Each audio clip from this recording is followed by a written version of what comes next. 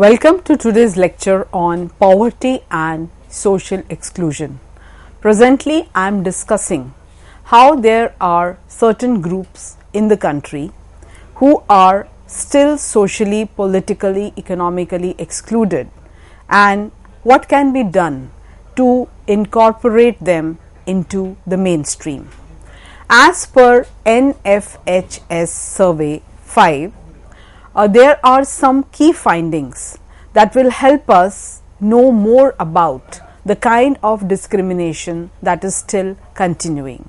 So, for example, if we are talking about sex ratio at birth, it has remained unchanged or has increased in most of the states as well as union territories, and sex ratio at birth is below 900 in Telangana, Himachal Pradesh, Goa, Dadra and Nagar Haveli as well as Daman and Diu. Then another persistent problem is that of child marriages. There has been an increase in the trend of child marriages. For example, in Tripura, there has been an increase to 40.1% from 33.1% in 2015-16. Similarly, in Manipur, as per NFHS 5, it has increased to 16.3% from 13.7%, and in Assam from 31.8% from 30.8%. So, the idea to share this data is to show that how instead of modernizing and instead of broadening our horizon and instead of liberating the society from age old traditional practices, in fact something else and the opposite in fact is happening. So, there are states like Tripura, Manipur, Andhra Pradesh, Himachal Pradesh and Nagaland. They have also shown an increase in teenage pregnancies. Another very important indicator that kind of narrates the story of poverty and exclusion is that of child nutrition indicators. So, here one can talk about several problems like malnutrition, stunting. So, malnutrition has worsened and stunting has risen in 11 out of 18 states, and wasting has also gone up in 14 states.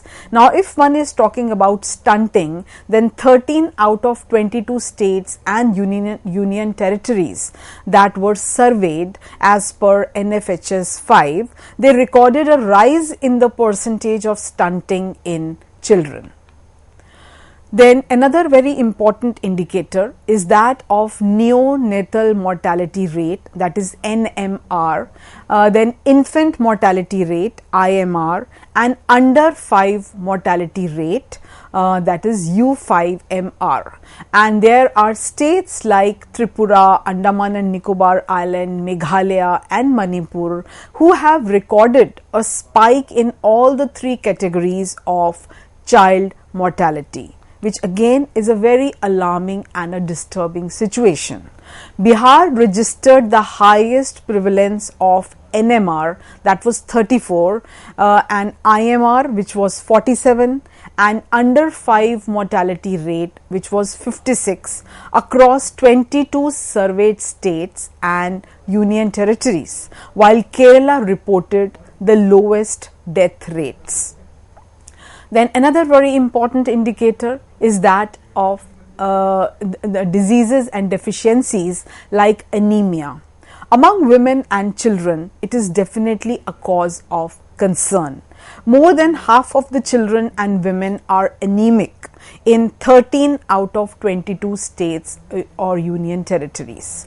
Anemia among different pregnant women has increased in half of the states and UTs as compared to NFHS 4. So, even if we compare NFHS 4 and NFHS 5, we see that instead of an improvement in these parameters, rather there has been a further downfall. Now, tribal children start to fall behind after the age of 1, as you can see from this graph that is being shared with you. And this downfall is specifically noticeable in case of ST children as compared to OBCs or the general population. Now, another problem is that of excess mortality of Adivasi children in India. Now, there are several reasons why this mortality rate among tribal children is much higher. So, one important factor are the institutional reasons, that is high absenteeism among health and education providers and very weak monitoring that is prevalent. And then there are certain factors that are beyond the medical factors. So, for example, the issue of livelihoods, the declining recourse and the declining availability of livelihoods because of depletion of their resources like forests and land. So, they have now little voice and control over their own development and their own habitat, which is definitely a cause of concern. Now, having discussed the category of tribes in detail, I would now be taking up the issue of scheduled castes. Belief systems still affect outcomes such as performance of SCs in schools, and there is definitely an ethnographic evidence that points to the isolation of scheduled caste children in the classrooms and in other public institutions. Though there has been an impressive expansion in post-primary education for SC men, as you can see from this graph that is being shared on the screen. So, there definitely has been an upward trend if we take into account several years. Then the issue, however, is that how is their education? What is the outcome of their education? So, if we talk about the issue of entrepreneurship, then we can say that it is definitely taking off, but their entrepreneurship is limited to low end enterprises. So, there are small labor market transitions for Dalit men that have taken place over a period of time, and some of them have definitely ventured into self-employment. However, higher levels of education that are associated with withdrawal from casual labor for all men also needs to be taken care of. A rising supply of educated SC men is in fact leading to rationing of reserved and salaried jobs, and half of self-employed Dalit men are engaged in manual trade, and a very important problem that they are facing is that of poor access to networks as well as credit. So, because of this lower social capital, as has been pointed out by Bourdieu, the marginalized communities are not really able to come on their own or to flourish in the same way as the other communities are flourishing. So, there are significant wage differentials between marginalized groups and the general population. 59% of the gap cannot be explained by only education or other factors. Wages are probably influenced by occupation more than anything else, but then there are the socio-cultural factors also play a very important role. Most of Dalit men are concentrated in low-end jobs even in the public sector. So, the reason behind this is subtle stereotyping while hiring them. So, when we are talking about inclusive growth, or when we are talking about how to deal with the issue of exclusion, I would like to share with you a quote by Walt Whitman, the famous American poet, who remarked, "The genius of a country is not best or most in its executives or legislatures, nor in its ambassadors or authors, or colleges or churches or parlors, not even in its newspapers or inventors, but always most in the common people." So it is the common people who need to rise, who need to progress, and only then one can talk about inclusion. An individual who is socially excluded, if he or she does not participate in the key activities in the society, then it is definitely exclusion and not inclusion. Now, a question that we need to ask here is that after so many decades of independence, how inclusive has been our growth? So far our discussion was on exclusion. Now let us talk about the various parameters of inclusion. So for 5 years from 2003, India was at the very top of the league of fast growing economies in the world today.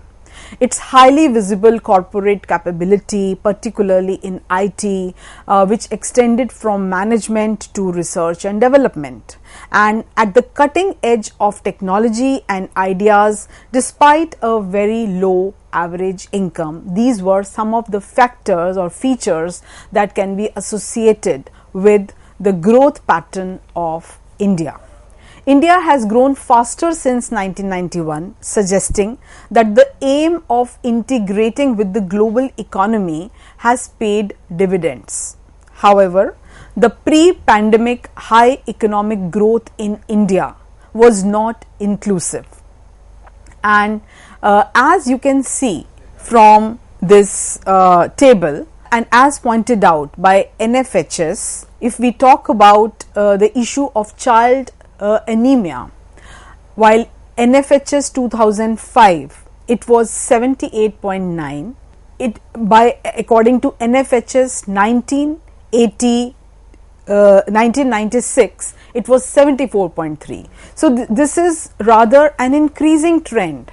And if we talk about severe anemia, then again the figures indicate that not much had really been done about it. And if we talk about moderate anemia, then definitely there was in fact an increase from 45.9 in 1999 to 49.4 in 2005. So these increasing trends for a parameter, as basic as child anemia shows that while on the one hand the country was progressing so much of economic growth was happening, there was globalization, liberalization, but on the other hand something as basic as dealing with the issue of child anemia left much to be answered. Here a very important and pertinent issue that one can raise is that of law of maximum good for maximum numbers. Two conditions are to be satisfied for growth to be considered inclusive. One, that the growth does not leave behind large numbers, and as has been discussed by John Rawls, maximin should be the first criterion, the principle of fair equality of opportunity. So any kind of development is good only if it is benefiting the majority and not only limited to the minimum. The maximin principle is a justice criterion for the design of social systems as was proposed by the philosopher Rawls. According to this principle, the system should be designed to maximize the position of those who will be worst off in it. The second important parameter is that growth is characterized by an evenness across the economy. such that the widest range of our material needs are satisfied. So, easily recognized as absent in India, where till recently there was a boom in the IT sector combined with the slowing of agricultural growth. So, the important fact is that growth must carry many with it, and secondly, it must satisfy the widest range of our material needs and of course basic material needs. So, obviously dealing with anemia and that too among children is something very basic and very crucial for healthy survival of the little ones. Then there are some features of the growth also that one can talk about. So, growth has accelerated since 1991. The significant feature is the resurgence of manufacturing in the very recent past. Manufacturing is important not only for faster growth, but also as this growth is in new sectors like automobiles, then high-end consumer durables, etc. And a question that can be raised here is that are the emerging opportunities being distributed equally? And there are definitely missing elements. One can say that education, health and physical infrastructure are the missing elements in Indian economy. So, while we have discussed the economic factors and how this kind of an economic growth has left behind the majority as excluded, if we talk about the non-market factors, then both history and economic theory indicates that the broad policy of depending on the market is not sufficient to deal with the issue of exclusion. All successful economies from Europe to Japan have in fact depended largely on mass public education to raise the general level of capability of their economies. So, this mass public education as well as good health of common man is very important. And it is in this background that one can talk about the utility and usefulness of universal welfare provisions. So, for half a century, UK has had a national health service that provided free medical care of the highest order, and the economies of the European countries, they also combine very high levels of income with substantial welfare provision. The role of public provision of services is that it mitigates income poverty and it becomes a very important instrument of inclusiveness. The theoretical reason for the belief that better government alone can bring about inclusiveness is investment on education and infrastructure and also health. And this has definitely a social rate of return that is higher than the private rate of return. So, unless and until one realizes the importance of social rate of return and one is not only focusing on the private rate of return, there can be no end to exclusion. Now, coming to Indian scenario, the policy focus has largely excluded building up a social and physical infrastructure. There is definitely a policy deficit. Public goods are not on the radar, as we find from the flooding of areas in Mumbai during the monsoon, or a recurrent outbreak of cholera in Bangalore and chikungunya and a mosquito borne ailment in Kerala every now and then. Not to speak of so many natural calamities which are also specifically impacting the poor and the marginalized more. So, the public health, which is in a precarious condition, definitely has left a lot of room and there is a lot of scope for improvement. Now, coming to the nature of reforms that have been unfolding since 1991, the economic policy environment in India has been liberalized, and there has definitely been an expansion in manufacturing. However, the social and physical infrastructure still continues to remain inactive. The economic policy making is far more removed from civil society than it was in the 50s.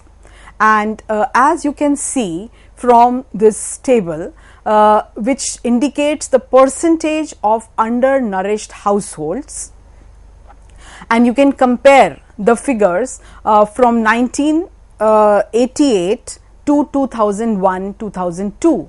You can see that in rural areas, as pointed out by NSS round 43, it was 48.16, which should have logically reduced, but it increased to 66.90. And even in urban areas, the percentage of undernourished households increased from 36.97 in 1988 to almost 51 in 2001. So again, these are some of the indicators which show that there is much to be done about inclusive growth as well as reducing poverty and developing India economically. Since independence, significant improvement has been done in India's economic and social development, but then there are gaps that remain to be bridged. In the post-reform period since 1991, India has done well in some indicators like the balance of payments, then resilience to external shocks, service sector growth, significant accumulation of foreign exchange, then information technology as well as stock market, a massive improvement and expansion in telecommunications. The GDP growth was around 8 to 9% per annum in the period 2004 to 2008. Investments and saving rates were quite high, from 32 to 36%. However, exclusion has continued in terms of low agriculture growth, low quality employment growth, low human development, rural urban divides, gender and social inequalities, as well as regional disparities, and I have already shared data with you regarding these various parameters. So because of this, the 11th plan, that was from 2007 to 12, advocated for inclusive growth, and even at an international level there is a concern about inequalities and rising exclusion. So there are specific elements of inclusive growth like poverty reduction and an increase in quantity and quality of employment, agricultural development, social sector development, a reduction in regional disparities, and also protecting the environment. The official poverty lines are anchored to a fixed commodity basket corresponding to the poverty line, that was rupees 49 per person per month at 1973-74 prices for rural areas and rupees 56 for urban areas. However, this is the data pertaining to the earlier period. The suggested rural commodity basket by the expert group contained 2400 kilocalories per capita per day in rural areas, and the urban food basket had 2100 kilocalories per capita per day as per 1973-74 figures. For subsequent years, poverty line is updated with consumer prices, and definitely there has been an increase in the figures. So when we are talking about poverty, income poverty declined from 55% in the early 1970s to around 28% in 2004-5. Although there has been progress in decline, still more than 300 million people are below the poverty line, and 80% of the poor are from rural areas. Poverty concentrated in few states like Bihar, UP, Madhya Pradesh, Orissa, Chhattisgarh and Jharkhand, and it is concentrated largely among agricultural laborers, casual workers, scheduled castes as well as scheduled tribes. And states like Uttar Pradesh have the highest number of Dalits, and 21%, more than 21% of the total Dalits in India were in UP, while Madhya Pradesh had about 14% of the total scheduled tribes of India as per Census of India 2001. Now, since social exclusion is a major cause of poverty in our country, as I have also discussed with you just now, so both the states continue to remain in condition of abject poverty due to logical reasons. So, now one needs to talk about specific policies for poverty alleviation.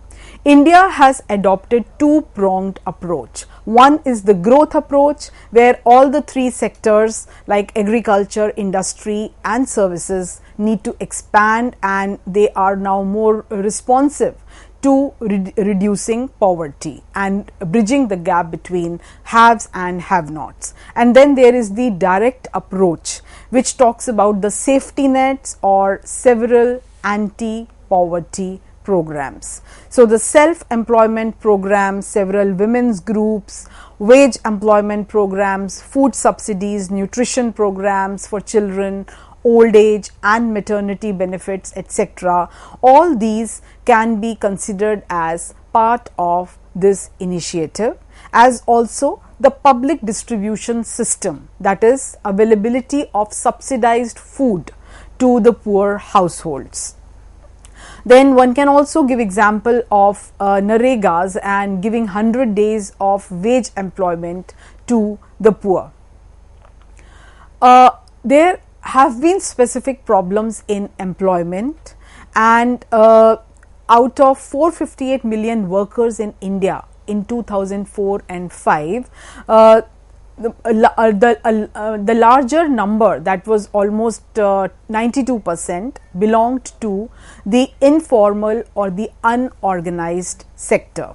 So, there is a need for growth in the employment, and also another important issue is the quality of employment, because workers in the unorganized sector do not have social security, and hence they find it very difficult to come out of the cycle of poverty.